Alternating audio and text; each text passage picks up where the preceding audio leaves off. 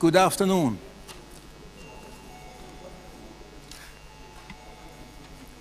Ladies and gentlemen, good afternoon.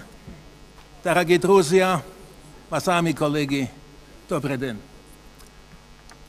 My name is Tapio Varis. I will be moderating this session, and we have wonderful qualified presenters from Ukraine, Serbia, and UNESCO. We agreed with the panel that I give a couple of minutes, very short introduction to the topic, because we are now moving to media literacy educational field, which is not easy and not a very rapid way of changing society, but maybe the only way of lasting change. So I remember, I thank you organizers for inviting me here. I was in 1975 when the Helsinki conference was organized. I was university lecturer of journalism, very active in the third basket, humanitarian affairs. So it's very nice for me to return after 45 years to this organization.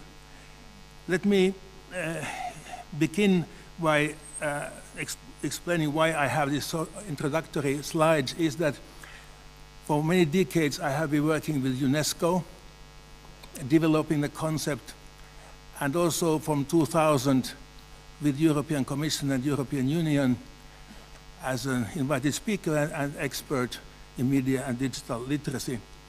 And I explain first how our team, the team that I was working with, how we conceptualized media literacy, which is now the word used politically. But let me say in the beginning that this is not a European concept, this is an American concept. It came from the United States in the 1990s. They had advanced in media literacy, and even today, with the fake news and all these new challenges, much happens in America. By the way, I remember 10 years back when we had the conference in Germany, the Chancellor Schröder used the word in German, Medienalphabetisierung. It did not make much sense to German. I speak German also, so I was wondering, and in other languages as well. But now we have a concept, and we will work with that. But what I wanted to remind is by using the English language and English and British and American media so much, we also bring a media culture that is not necessarily originating from our own cultures. And this is maybe one source of misunderstanding. So when we started to develop media literacy in the European context, we first had to see what is needed to have media literacy. We need media education. And media education has developed in different areas, from childhood to adult and informal and formal environments. So this is needed, because without media education, there will never be media literacy. And furthermore, media literacy, as we understood it and understand it in our work, includes critical, creative abilities and skills. And these include many things that have been debated for decades: how much the problem solving is part of it, how much the technical skills are part of it. It depends, because media literacy is not one-dimensional concept. It's many multidimensional concept, evolving concept. It's a process, and you develop the critical skills by doing media, producing media, and by producing media, you also develop your media literacy. And the goal that we saw in our work in the last decades was, what do we want to achieve? We want to achieve participatory and active citizenship, the concept of citizenship. Now we debate in UNESCO particularly global citizenship. Is there such a thing as global citizenship? But media literacy is expected to produce this kind of competencies which include intercultural dialogue, all kinds of democratic values. And this is maybe the goal of this conference also, that media literacy could be used to produce something like that. And if you look at the arrows on the slide, media education is one directional. It leads to media literacy. But media literacy and critical thinking are two directions. So media literacy leads to critical and creative abilities, but on the other hand, the abilities promote media literacy. It's a continuum. Nobody is fully media literate because new technologies are invented all the time. And then it leads to participation and citizenship. So this is the analytical background of the concept. We in the Nordic countries, I don't want to present too much of our area, we have advanced to the same concern that you are, that now in 2017, what do we need to do now? And I think it's empowering people. We have to define what kind of media literacy we need, and how do we deal with hate speech, which was discussed earlier today, and then are we somehow isolated from the rest of the world? And the two concluding slides from my side is that what we have done in my country, in Finland, we have moved media literacy in the staircase, and you can see that we moved from the very low level of motivating people and students and particularly children to the curiosity of media and media environment, developing reception skills, production skills, and comprehensive interpretation, and moving towards ethical, moral values and sociocultural abilities. And in sum, this is our official summary of what we understand. So I wanted to have this as my orientation to the topic, and I don't want to dominate more the debate because we have now qualified speakers from other cultures, and we move first to Ukraine, Madame Oksana Voloshenyuk, and she has slides as well, and she will speak in Russian. Пожалуйста.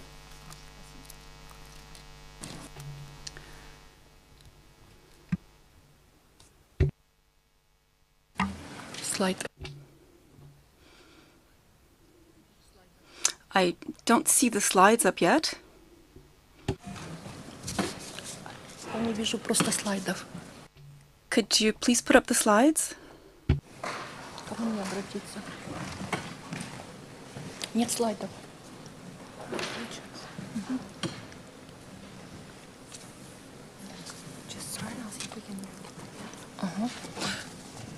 Может, мой коллега?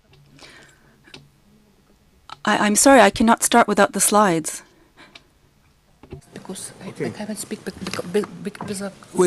We have a technical problem. We changed the order, so her slides can be put in the computer meanwhile, and we move to my UNESCO colleague, Marius Newton. Thank you, Chair. Thanks God I don't have slides, so I can speak without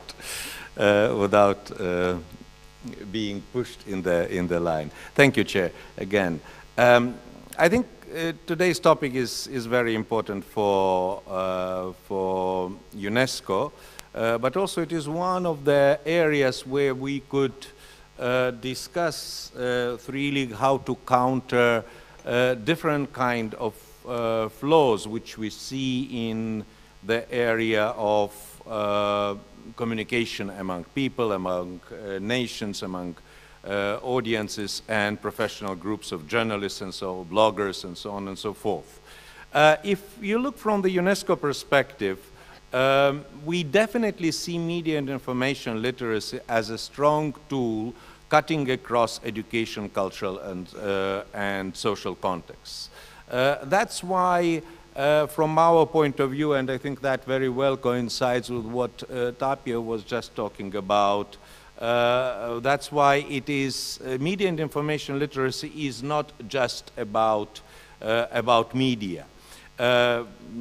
And of course, because of that ability to cut across educational, cultural, and social contexts, it can help overcome disinformation, stereotyping, intolerance, extreme language, and so on and so forth. Maybe not to overcome, but to counter. And it is very useful in the areas where international consensus on definitions and especially on international legal instruments, has not been, so to say, reached or formulated or being seen as a straightforward. And these areas, of course, few to mention, would be different kind of propaganda, hate speech, extreme language. In different cultures and in different parts of the world, these things are, these phenomena are being defined in different ways. So that's the soft power, so to say, of media and information literacy, because it cuts across, and it is a tool of improving in the areas which are otherwise difficult to regulate through international legal instruments, would it be conventions or resolutions or whatever, or even through the national regulatory framework. That's why I think UNESCO has been working with this topic since it has emerged as a strong tool of improving communication between cultures and people since the very beginning. Now, talking about media and information literacy from our point of view, it is of course, and especially taking into account recent developments. Let's say the most recent one, which we in UNESCO headquarters discussed at the international colloquium on the 23rd of March, which is fake news. We would prefer to use more term false news. That actually brings us, I think, it gives us a chance to reflect on how these things were developing, and is it really something new? If we go back to 1980s, we would remember that, of course, at that time, the technology, the TV, which was spreading and taking over and becoming the most important platform of distribution of news, actually also had raised a number of challenges. And that's why a lot of national regulations were introduced. Let's say in the United States, if we remember, the fairness doctrine was introduced in order actually to counter some of the imbalances, which of course are not to be compared with false news, which we are talking now, but in a way to counter imbalances and misinformation to a certain extent. And then, of course, the development of technology took us further, and that question ceased to exist together with the fairness doctrine, let's say, if we are taking this particular example. So here we are today with the social media becoming one of the most important content distribution platforms, in a way taking over gatekeepers or role from the traditional media, in a way sort of pushing quality journalism into the corner.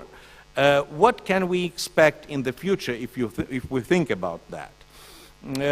Is it going to be the end of journalism, or is it going to be something which we've seen in the 70s and 80s with the advancement of the new technologies which in a way challenged the traditional order, and then the profession, journalists and media audiences which consume the media products, they were able to tame the process and to turn it into the positive force.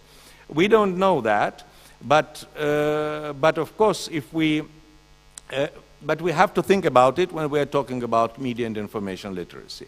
Why we have to think about it? Because it is actually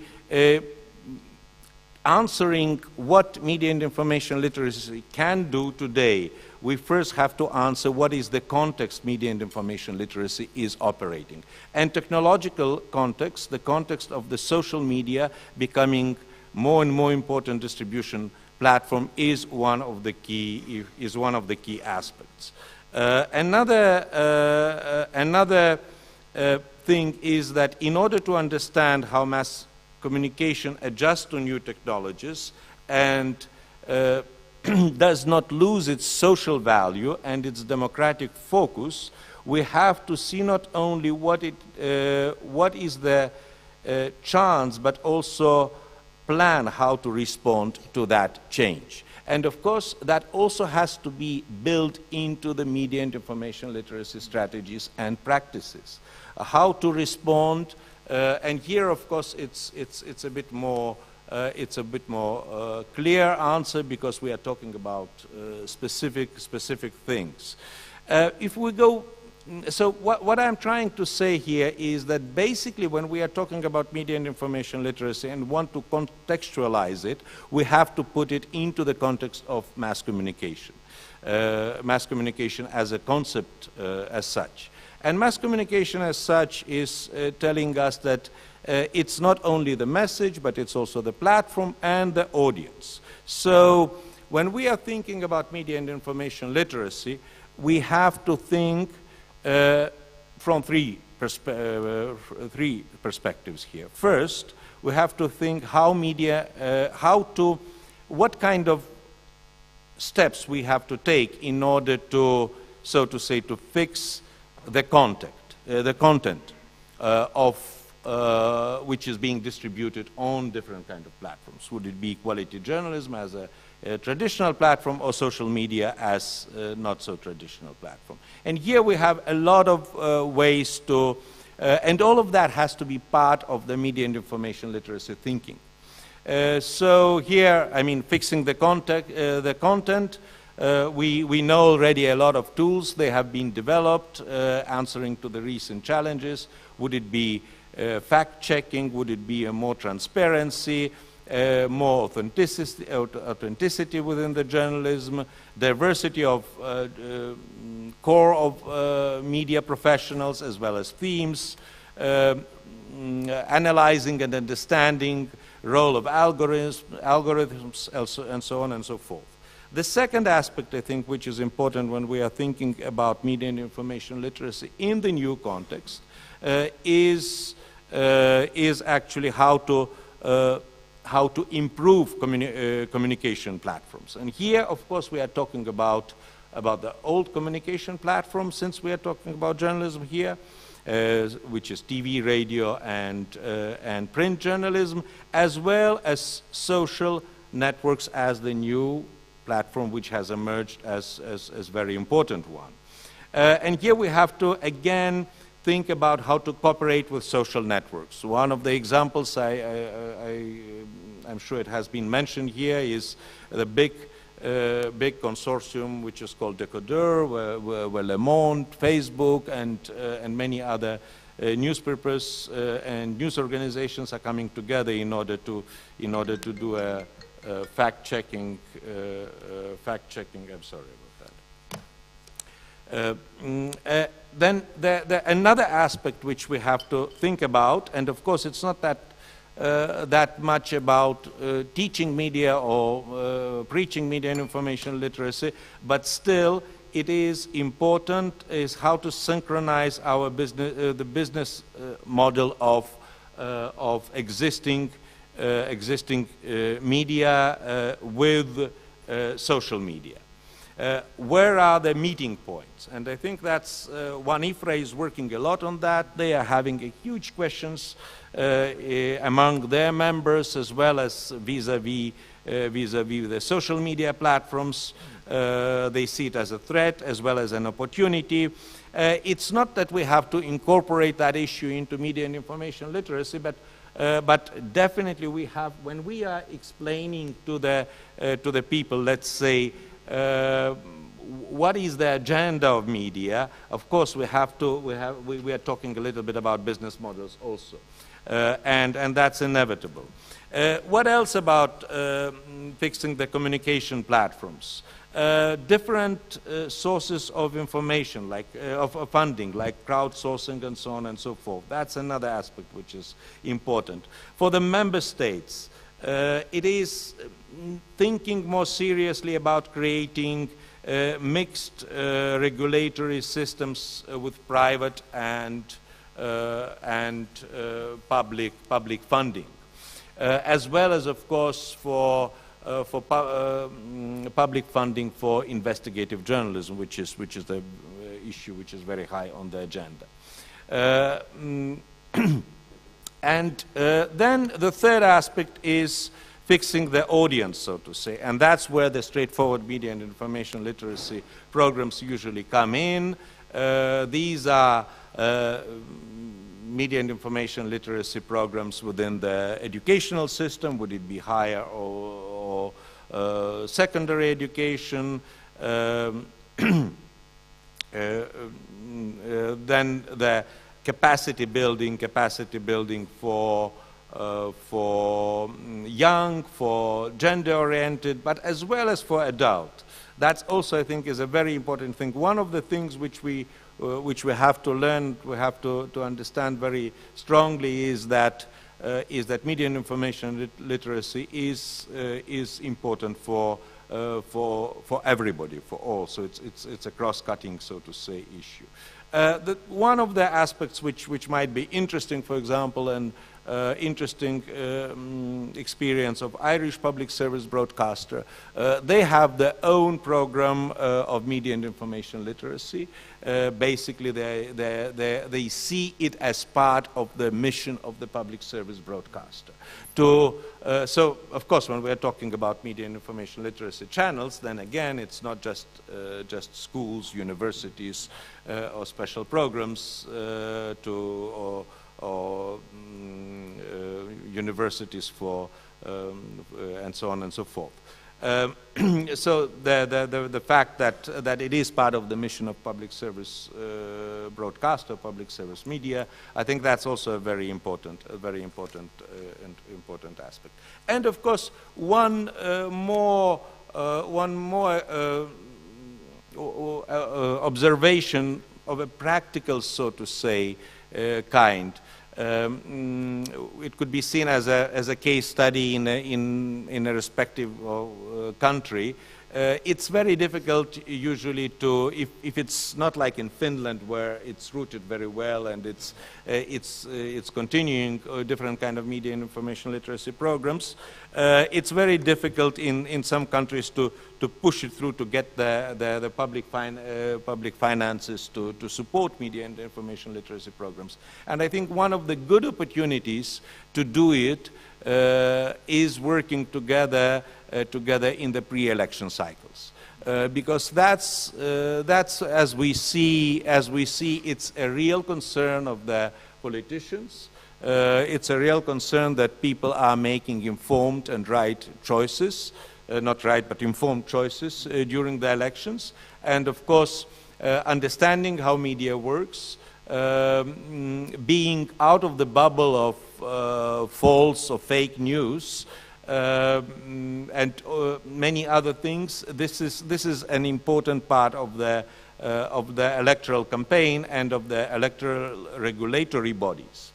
And many electoral regulatory bodies across the world are looking into that. They are actively working with academia. Let's say in India and other countries, they are working also. Another partner, which is and the pre-election period is actually a good time to build the sort of a stakeholders consensus on media and information, or on the need of media and information literacy. And one more last thing to mention, not to forget, one of the areas where understanding how media works and improving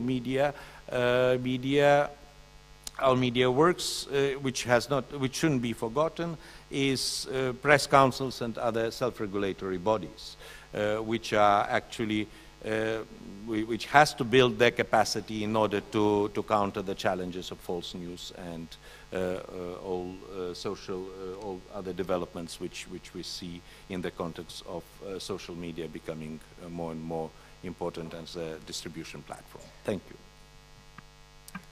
Thank you, Marius, and we can we can applaud at the end. Thank you very much. We can proceed now to Oksana Vlasenyuk. Yes, пожалуйста.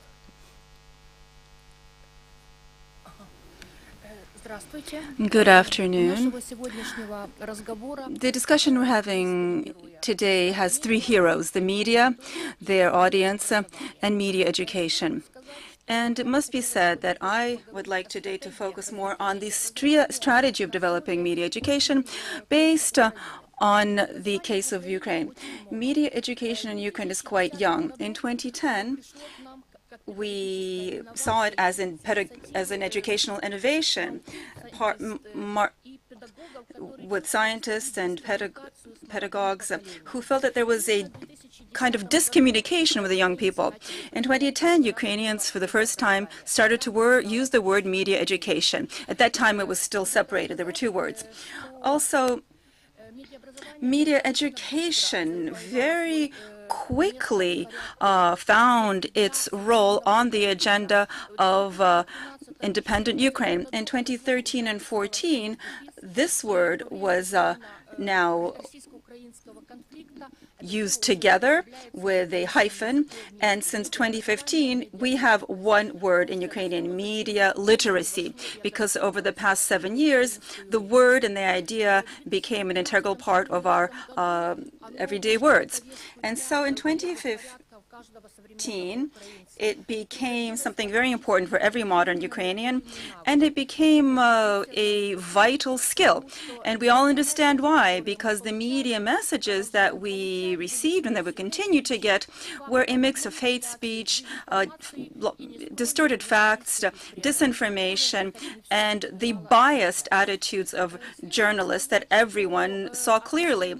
And so the relations between the Ukrainian media and the public is in a kind of permanent whirlpool or turbulence. I just wanted to show you this graph because the media basically lost up to 10% of the trust of their public from up to 2016. Only now have things started to stabilize. As you can see, who do people trust? People trust their families, their friends, their social circles, their friends, the church, the army, civil society organizations have boosted their trust. And only then, at the bottom, do you see trust towards mass media. There are very many reasons for this, and it includes the fact that the bonus that the authorities had, that 10% that the surveyors know about, the public doesn't really trust the authorities. That bonus has been lost.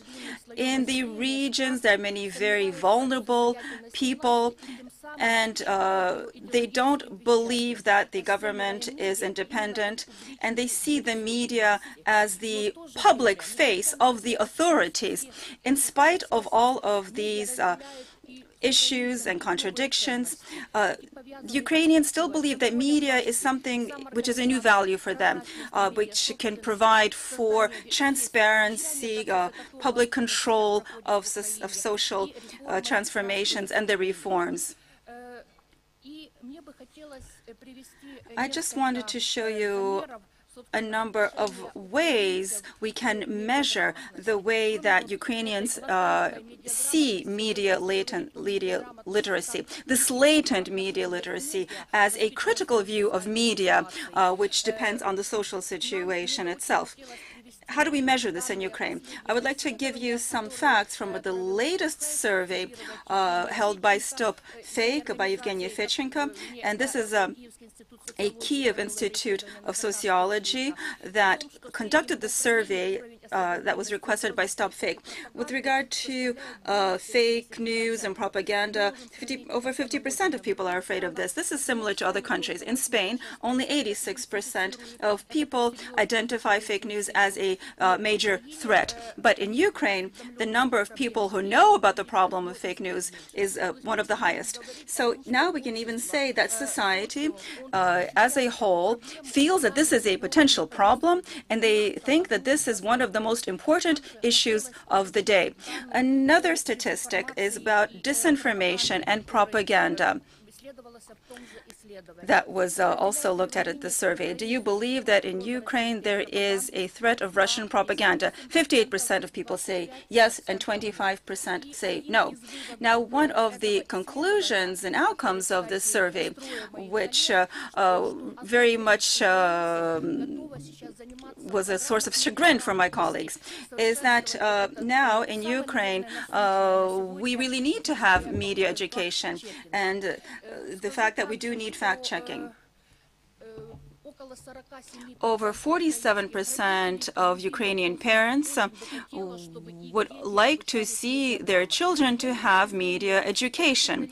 I think this is a very important test. It is a very important test, a kind of litmus test with regard to that society wants to have media education.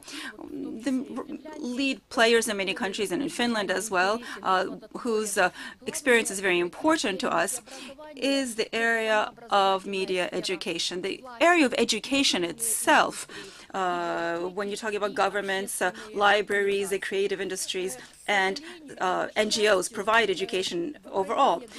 Thank goodness the main players in Ukraine are still civil society organizations. Of course, we feel that we do have the support of the government and the authorities. However, the 350 schools where media literacy is a separate class, separate topic, is thanks to the push of other different media organizations, as well as the Ukrainian Press Academy that I represent, that helped 90,000 teachers in Ukraine to have a basic course in media education, media literacy. So we don't have many schools, but one school out of 20 probably knows or has some basic idea about what media literacy is and provides a class on that topic.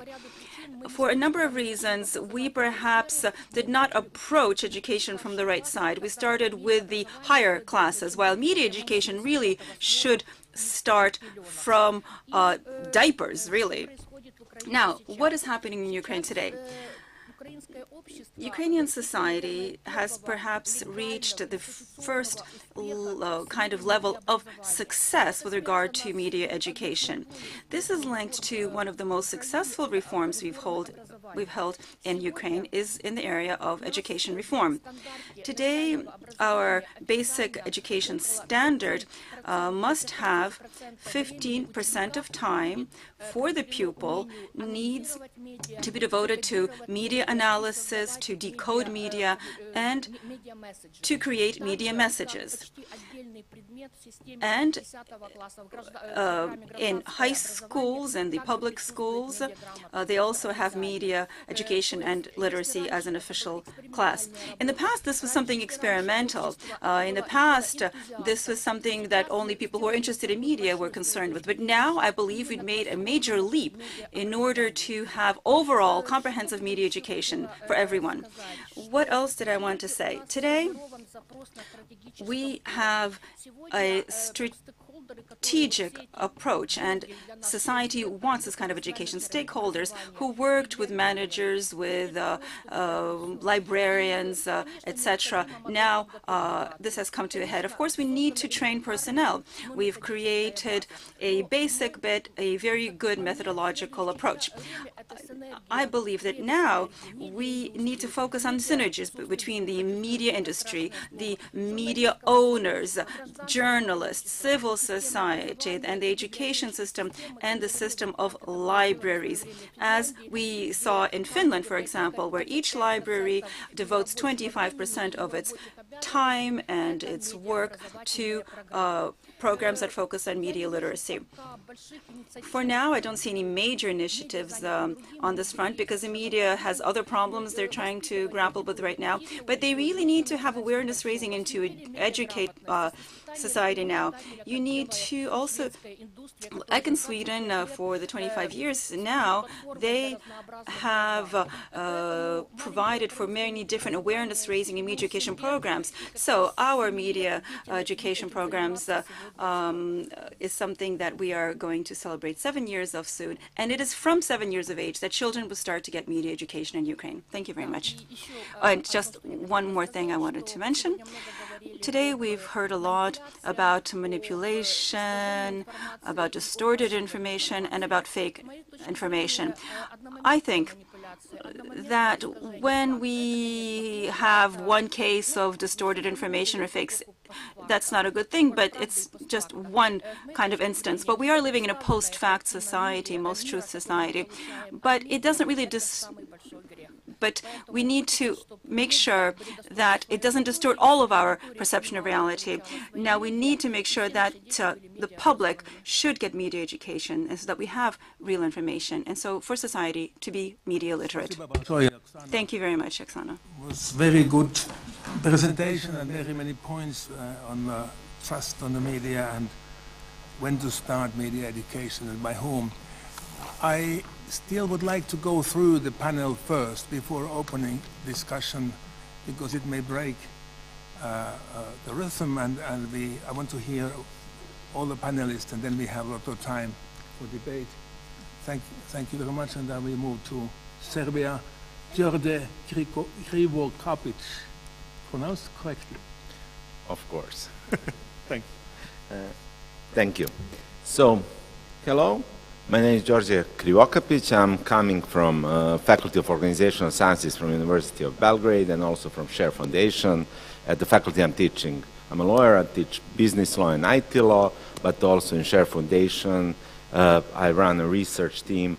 Share Foundation is an independent think tank working in the area of impact of technology on society. So we focus on 4 main areas: freedom of expression online, information privacy, digital security, and open access to knowledge. So my perspective today will be more focused on, let's say, digital and information literacy combined with media literacy. What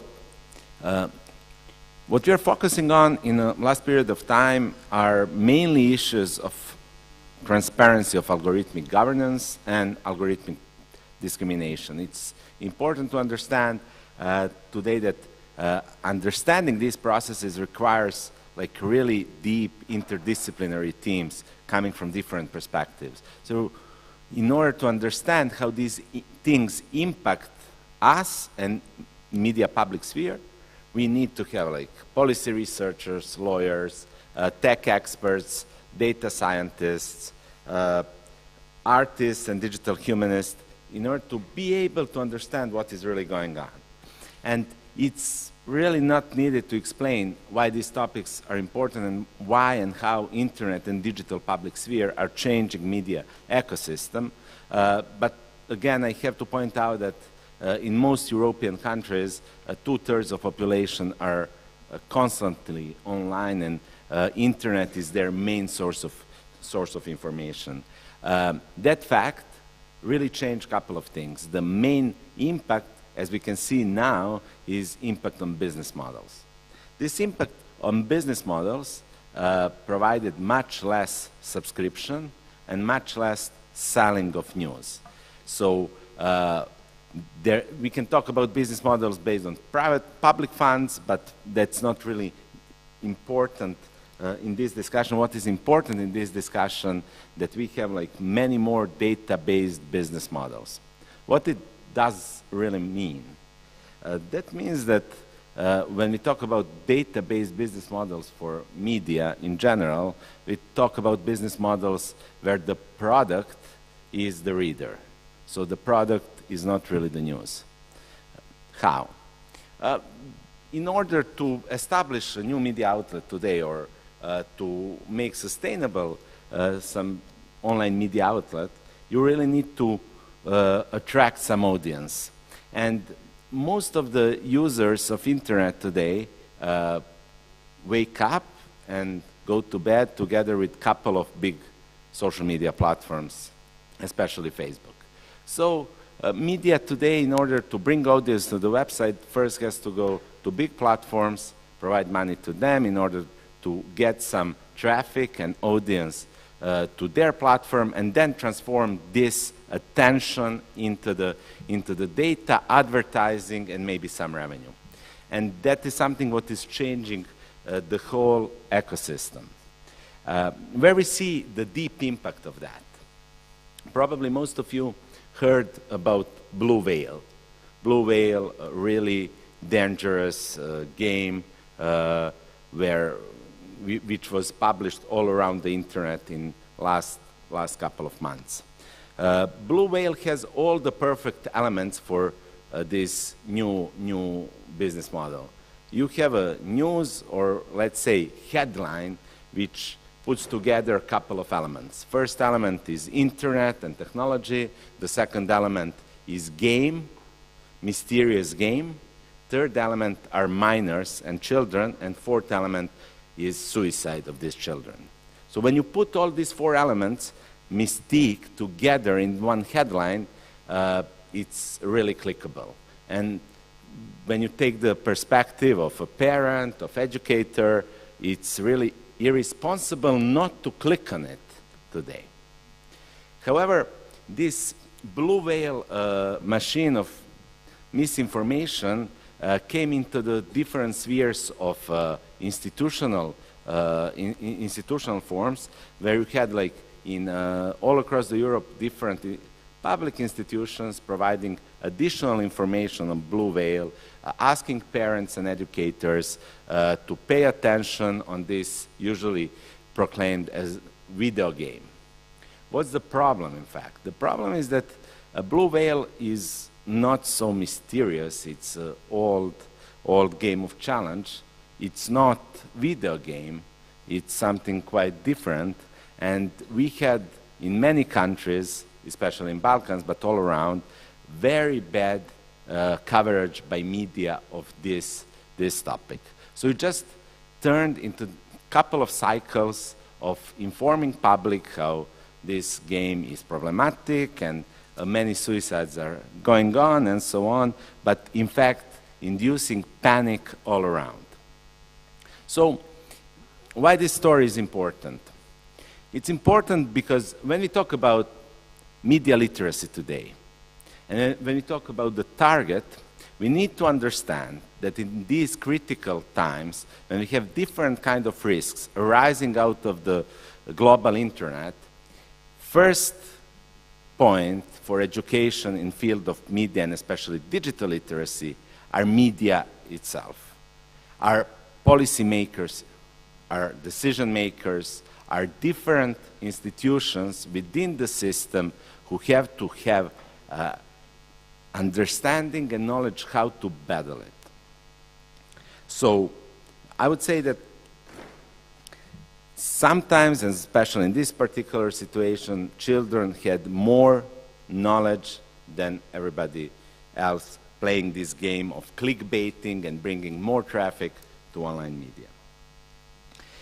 And now I'll go back to theoretical framework, stop with stories, and support the theoretical framework you presented, but also add couple of ideas.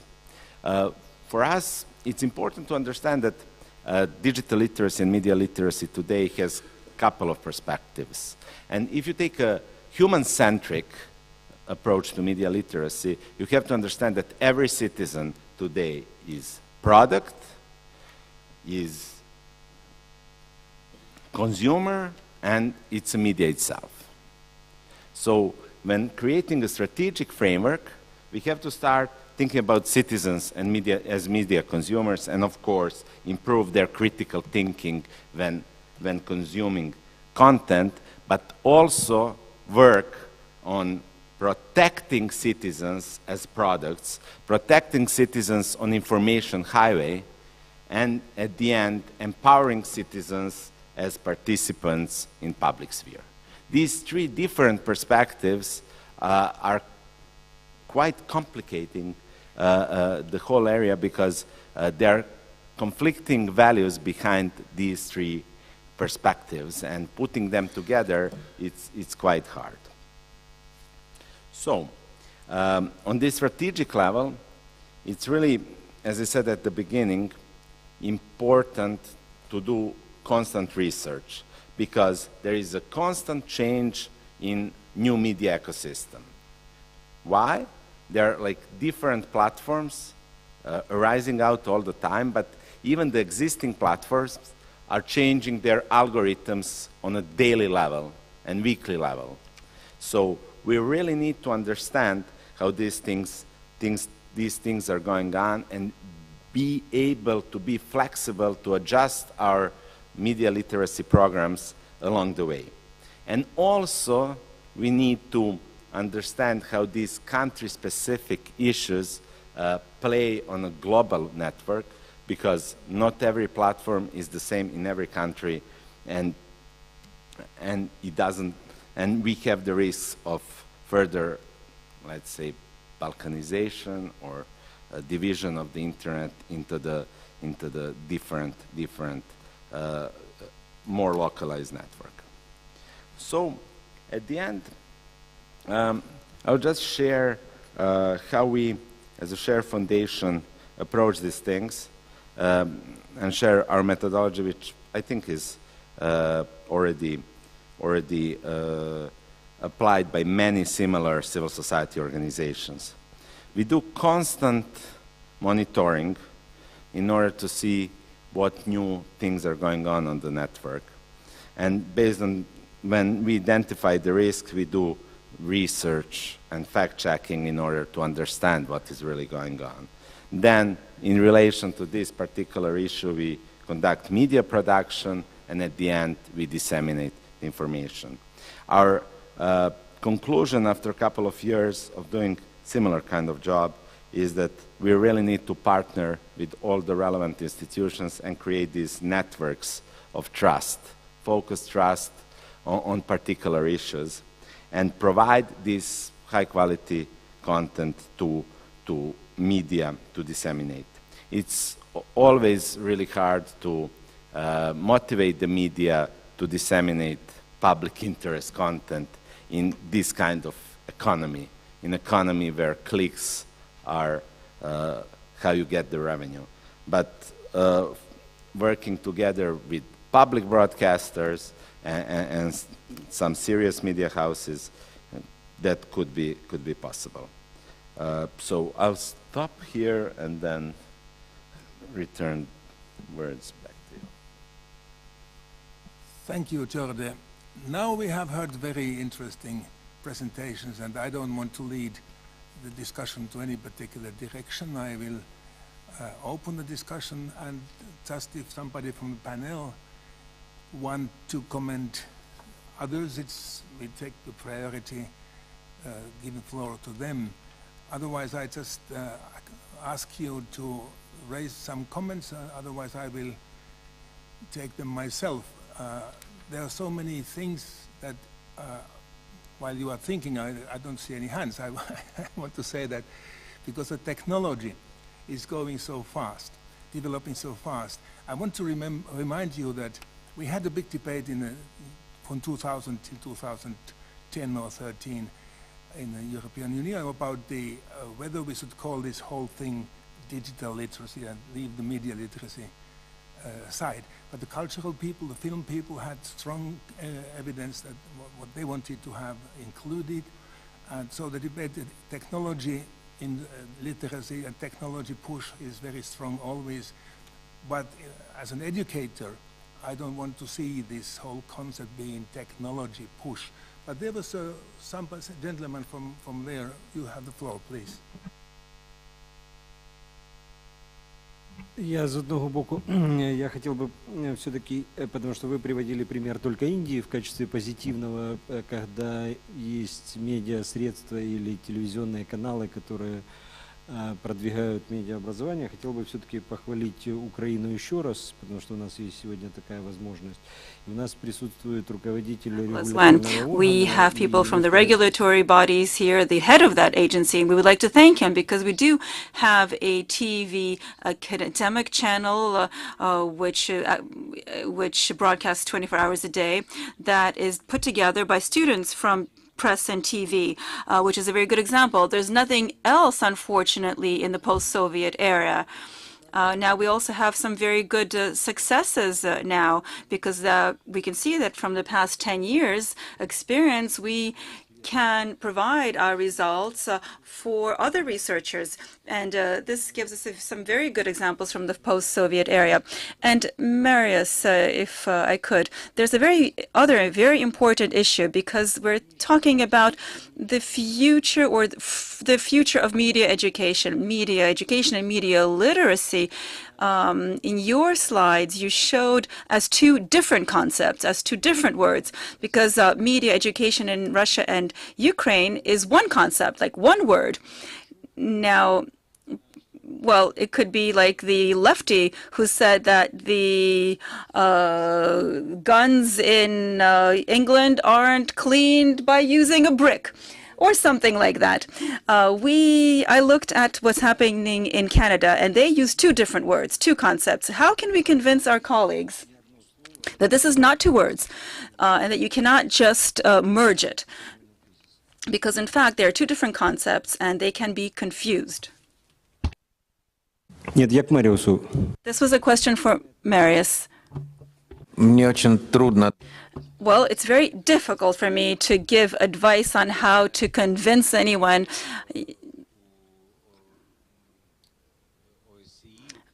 I know that in the OSCE, there's a very good program that is still up and running, which is the dialogue of journalists' unions, and they have different issues that they discuss. They try to convince each other. I know that the Russian and Ukrainian colleagues participate in that. Perhaps this could be a good forum for promotion or education, so that we can create one universal standard for terminology. Thank you. I have now 4, 5, 6, 7 speakers. This gentleman was first in the front, and the lady back, and then we go to our Russian colleagues, and then you are first, please. I'm Feđat Forto, Deputy Editor-in-Chief of the Federal News Agency FENA, Saraiva, Bosnia and Herzegovina. I have 2 comments and 2 questions, maybe to Mr. George Krivokapic, because he is an expert for information technology. Maybe we forget in everyday life that technology is only a tool to make a journalist's job easier. It is not something complicated. We have to make technology as a tool, really just as a tool to make our job easier. At the end of the day, journalist talent is still a talent. If you are not a talented for journalists, if you don't have general education, you cannot be a good journalist with or without any kind of technology. So, but as you mentioned earlier, these days technology is changing very, very fast. Every year, maybe you have to change your computers, your is it a solution maybe in the kind of permanent education of journalists, at least in the technological level? It is not enough to graduate 20 years ago and now I am educated journalist, so I don't have to go anywhere else. So is it a solution maybe to open a kind of permanent school for permanent education of journalists in new technology? It's my first question. My second question is, we all day speak about fake news, as it is something relatively new phenomenon, but it is from the beginning of human history. People around the world celebrate battles that never happened. People celebrate people that never really existed, or celebrate them in a way they really were not, like we have perception about them. So it is not anything new, but as I see from my perspective, it's a question now about new technology. Because everybody now can create something fake and put in social media, probably. Earlier it was only the state that could produce fake news through newspapers through state television. Is it, I would like to ask Mr. Georgia, is it a solution to make, I don't know, some kind of programs that will detect some kind of fake news and help journalists? Okay. Thank you for your question.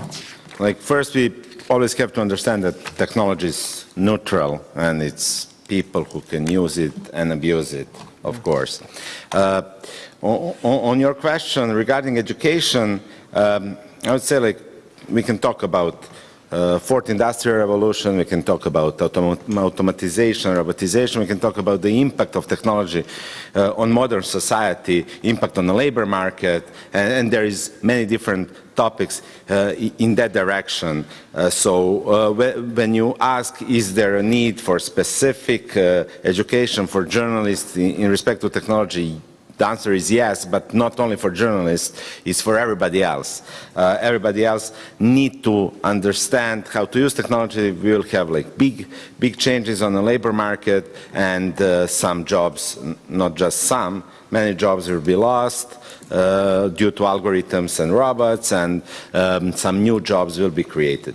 So the permanent education in the field of technology and media and digital literacy is necessary for citizens of the future. And for journalists, I think our experience is that we need more journalists who understand this intersection of technology and society, who can understand how different technologies imposed on different levels are impacting and changing rules, social norms, and everything else. When I talk about fake news, it's important to understand that no algorithm can regulate free speech, and we had different both ideas and implementations in practice, but we need to understand that free speech is contextual, and some image of naked girl doesn't need to be a problem from the point of free speech or something if you take a proper context into the play. So I would not argue that we can fix these issues by technological measures, and that's why the role of media and digital literacy is so important, because it can support more content, even the fake content, in public sphere, and the readers will be able to filter by themselves. So at the end, programs for detection, for filtering, and so on, could be good tools to support some processes, but we always need to know and understand how they work, what are underlying values which they use in order to detect, and they really need to be transparent, what we lacked in previous times. Thank you, and now we have your question, then we move to the first there. My name is Mirjana Tomic. I work for Forum Jornalismus und Medien Wien here in Austria. I'm a former journalist for Spanish newspaper El País. And I also I organize seminars on international affairs for Austrian journalists. And I train in international media literacy, only how foreign affairs are covered. I have a question for each one of you, if it is okay. And I think it was a really fantastic presentation.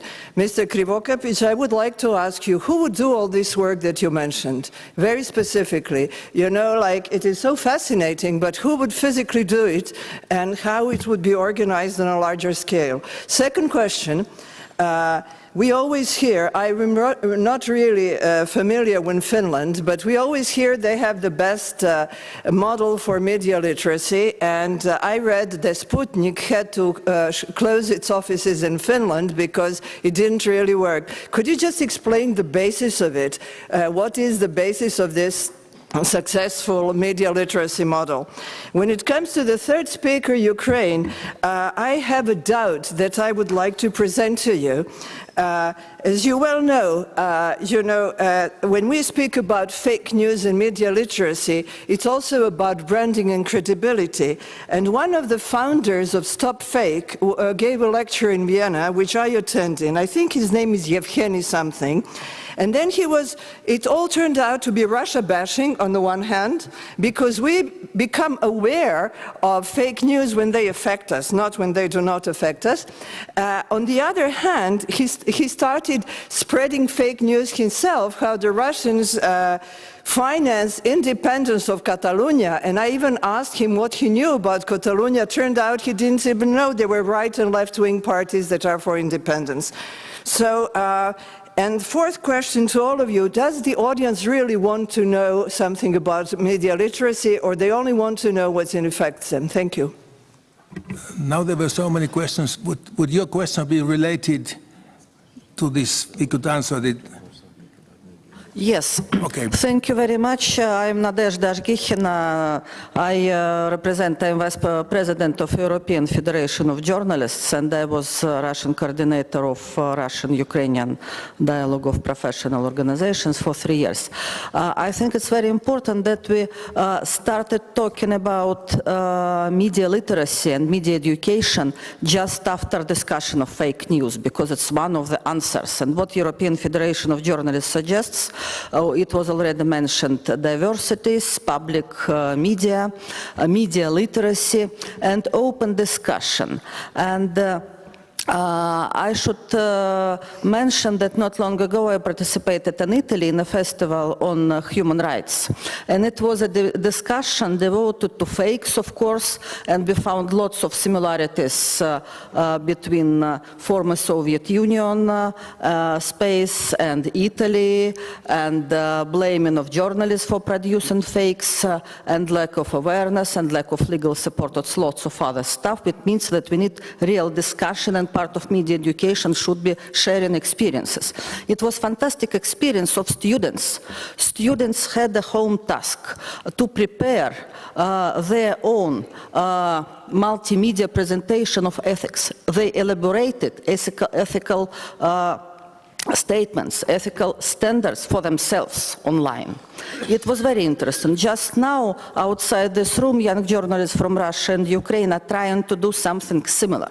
It was mentioned. It's very important. And I would like also to mention some Russian experience, because I'm sorry that part of media literacy should be real information about our countries and about our media systems, not media systems, but real journalists and media outlets, because we do not have proper information.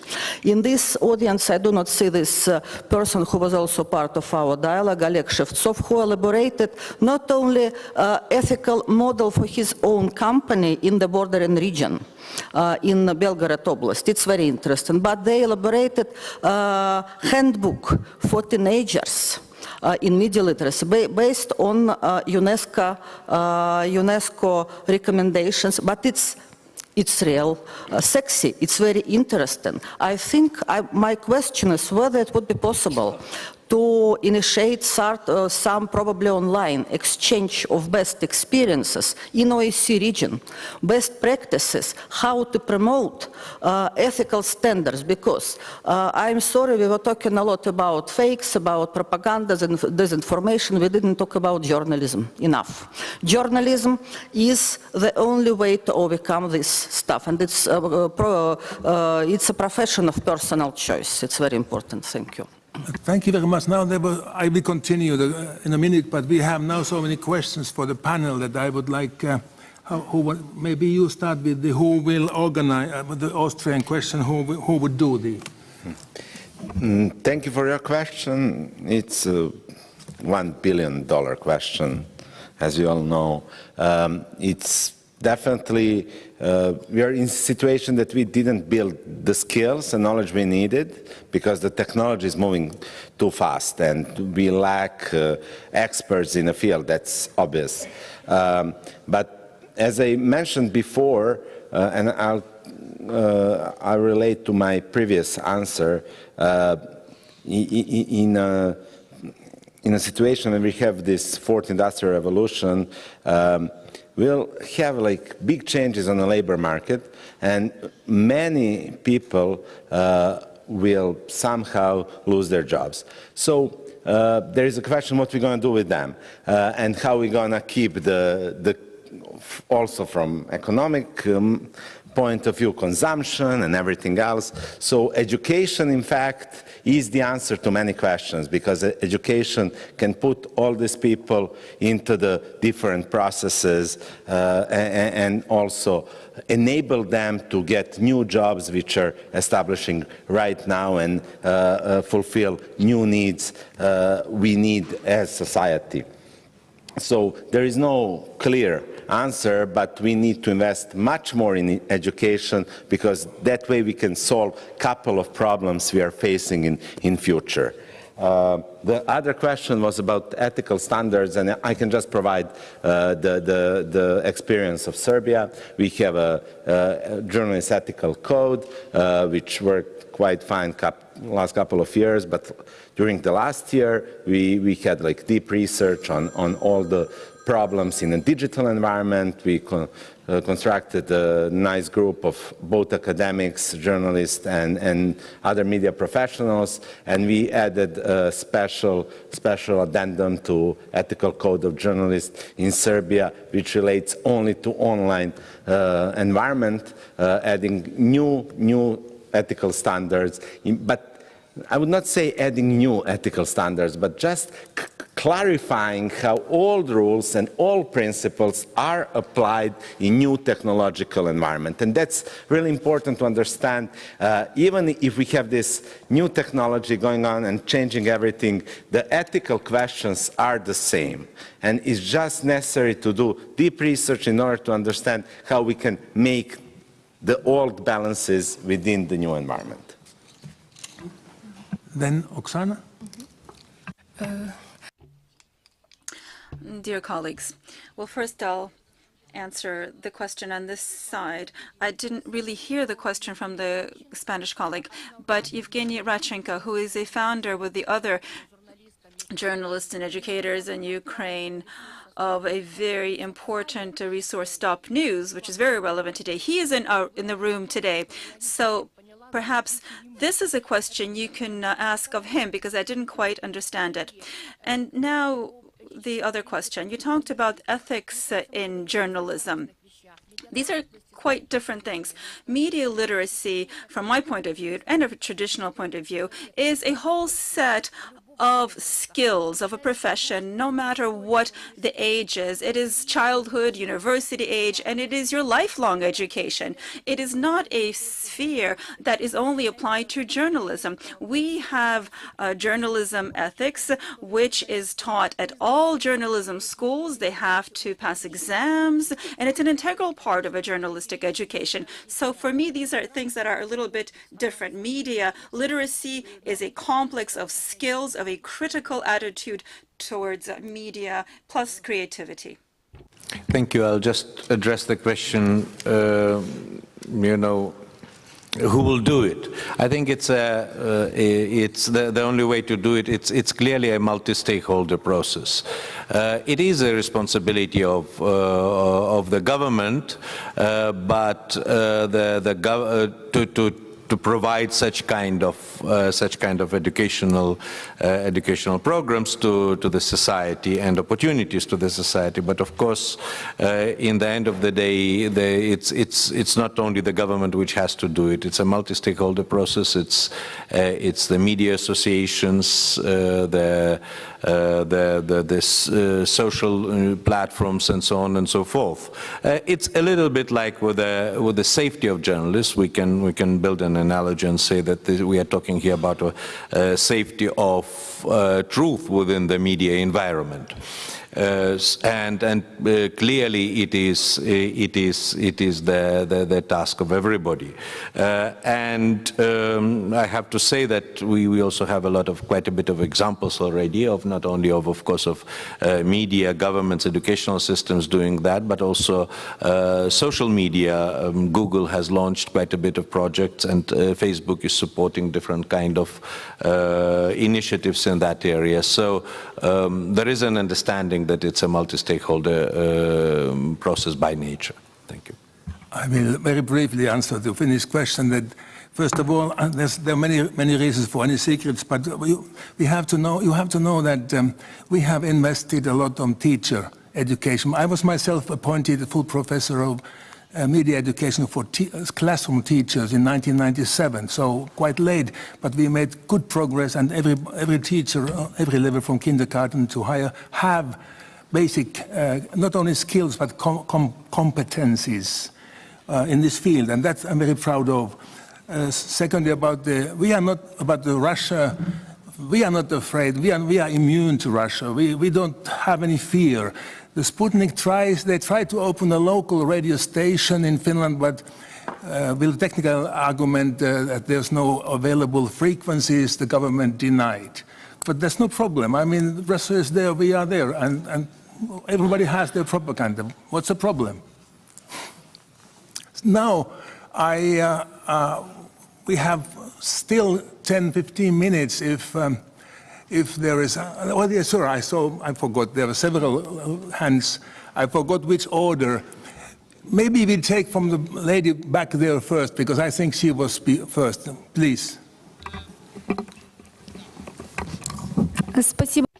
Thank you very much. My name is Diana Tutsik from Ukraine. I represent an organization that was mentioned by Oksana Vashanyuk. Thank you very much. Detector Media is that organization. I have a question to Marius and a very brief response. My question is that I would like to have a deeper look into media literacy is actually built as such. What do you think? Do we really need to introduce a specific class or topic at different levels in high schools and in higher education institutions, no matter what university we're talking about or what people are studying? Because in Ukraine, we have a discussion on this topic right now, and I wanted to see your opinion.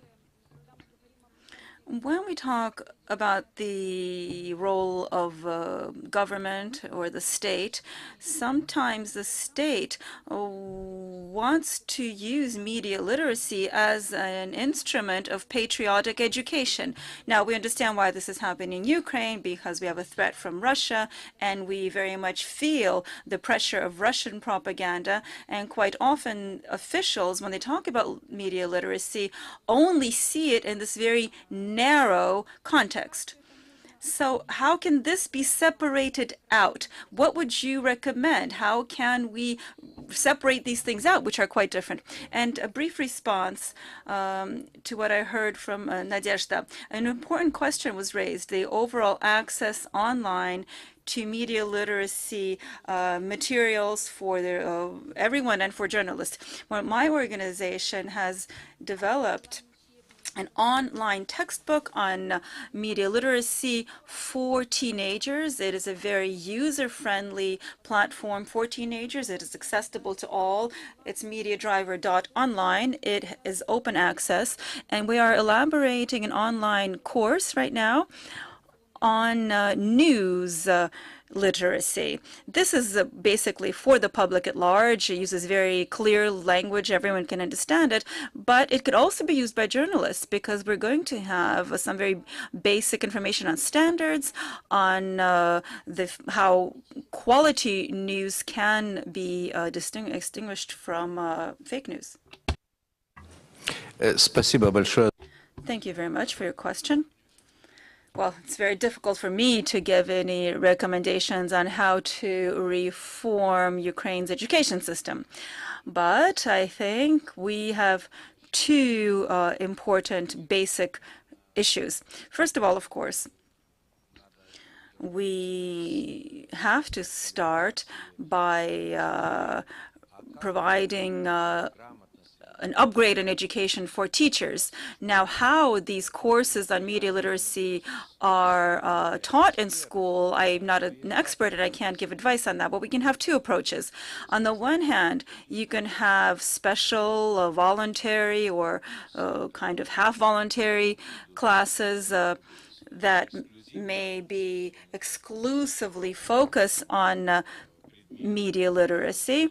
On the other hand, it can be incorporated into other subjects, for example, history or others. But,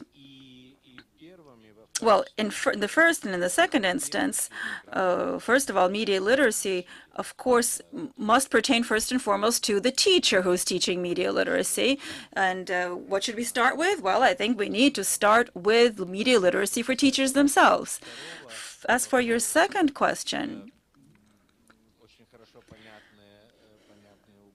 we understand, we have the threats you talked about, we understand them.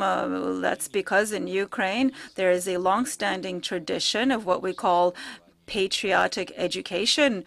Perhaps it was called something else in the past, but basically it boils down to the same thing. So on this front, we need to go back to what I was saying earlier. When we talk about putting together a media literacy agenda for society at large, that's something that should not only be the work of the authorities, but it must be a multi-stakeholder process. It must incorporate everyone in society. This is the best antidote, if I may use that term, to what could lead us astray. Thank you. Three more questions, and I would like to close having these three questions first and then have a round answers from here. We are coming to the 5:30 deadline, but gentlemen here in the front, you were first, please. Yeah.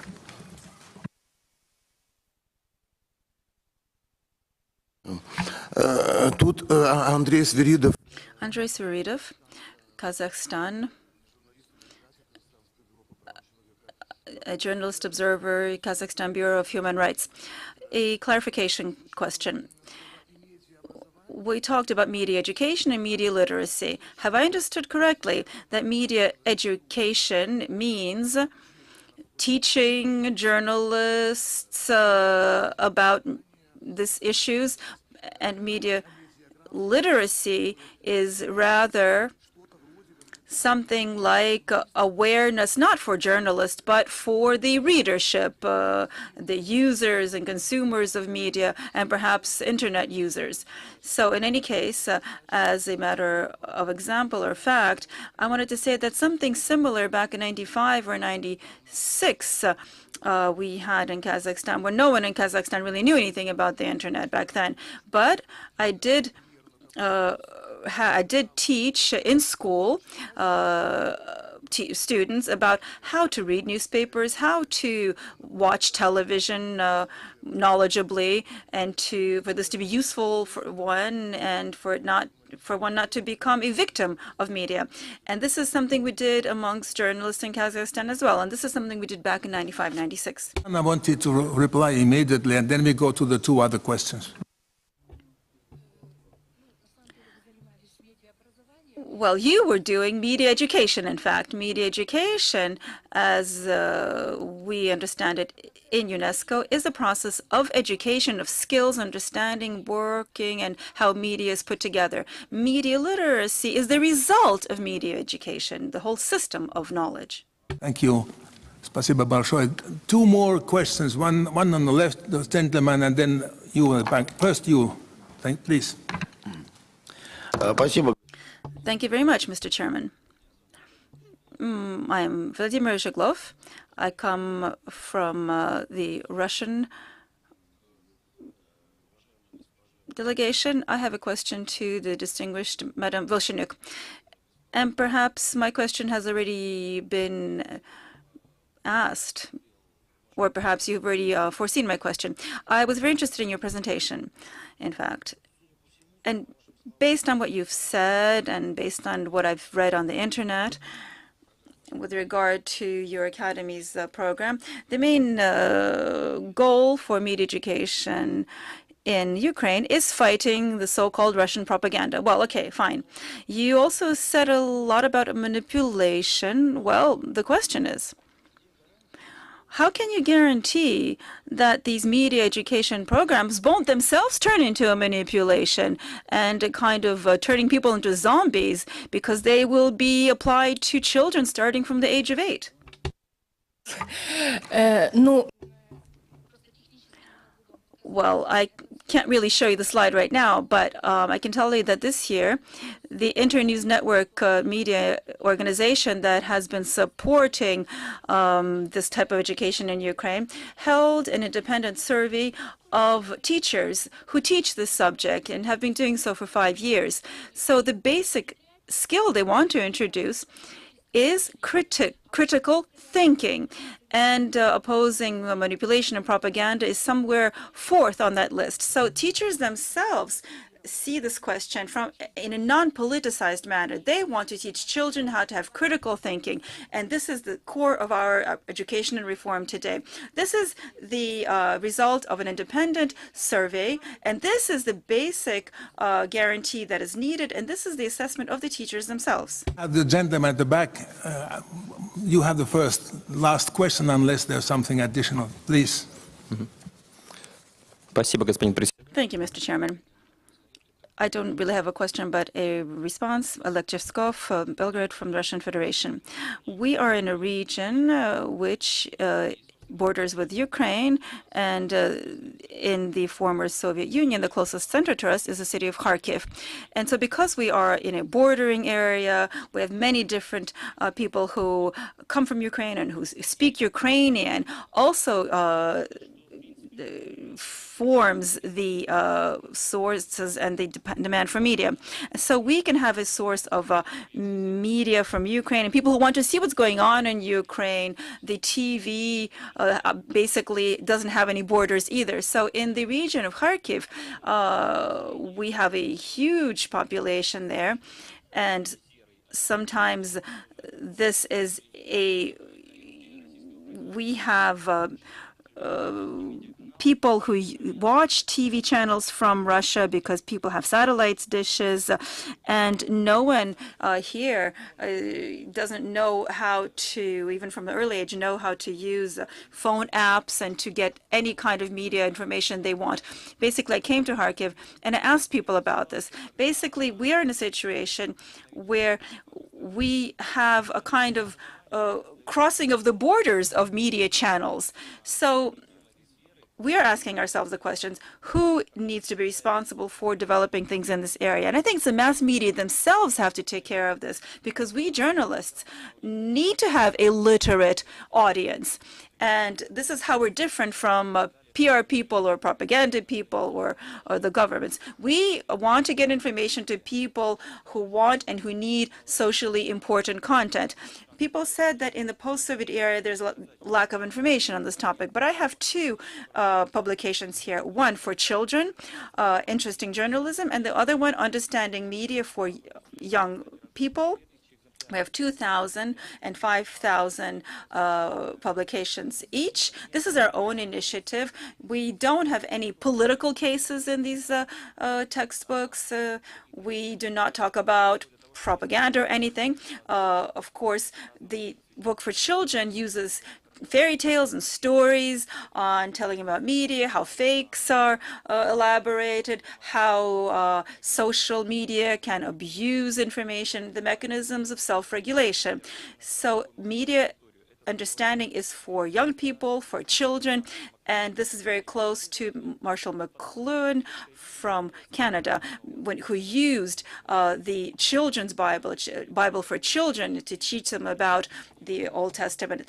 We're using this approach as well, on using this kind of like a children's Bible kind of approach to teach the public from the youngest age. And there's a great demand for this, I believe. So first and foremost, we, the people who are media professionals, need to take control of this sphere. With regard to the teachers and their education, I heard from many media researchers, something that I agree with, is that some journalists are in fact being squeezed out because of technological change. We have automation replacing journalists, and journalists may be phased out if we actually do have more automation. We'll need less people. Out of time, and there's no time for conclusion either. I just have one sentence, which is that, in my understanding, we concluded very much the questioning of what is journalism, is it the end of journalism, and what is needed now, how is the trust being developed, and when to start media education, and what kind of business models could be introduced to the field. Unfortunately, I have to close. In my country and in my culture, we are very punctual. We talk very briefly. We think first before opening the mouth, and when we open the mouth, we also cut very short. So, spasibo большое, thank you very much, and let's have an enjoyable evening.